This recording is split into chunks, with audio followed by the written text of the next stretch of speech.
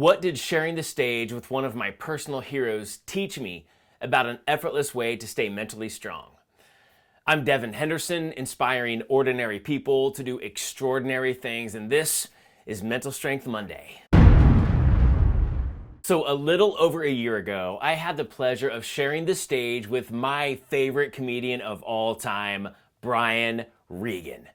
Now, to give you an idea of how big of a deal this was for me, imagine that right now on your phone, you get a text telling you that tonight you are going to be in the same room with one of your personal heroes. And not just that, but you're going to get to know this person and work alongside them too. Well, that's exactly what happened to me when I got a text telling me that starting that night, I would be emceeing for Brian Regan for 3 nights of comedy. And we did that first night and it was awesome.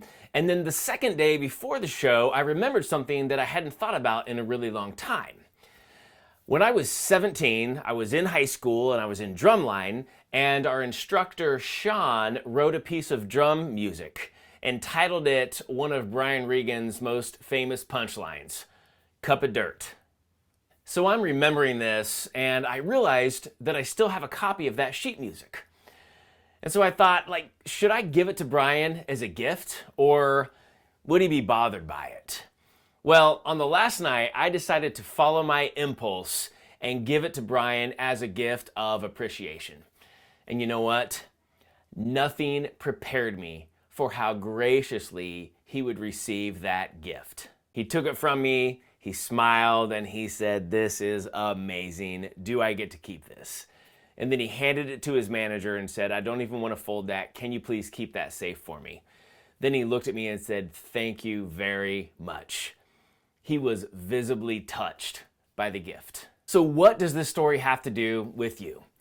Well, I wanted to remind you of the power of receiving rather than deflecting positive feedback.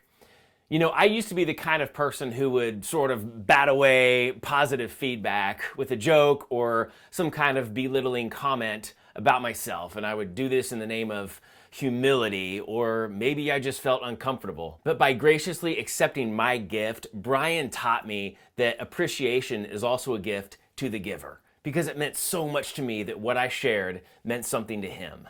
So practice the power of receiving. It feels good and it empowers the giver.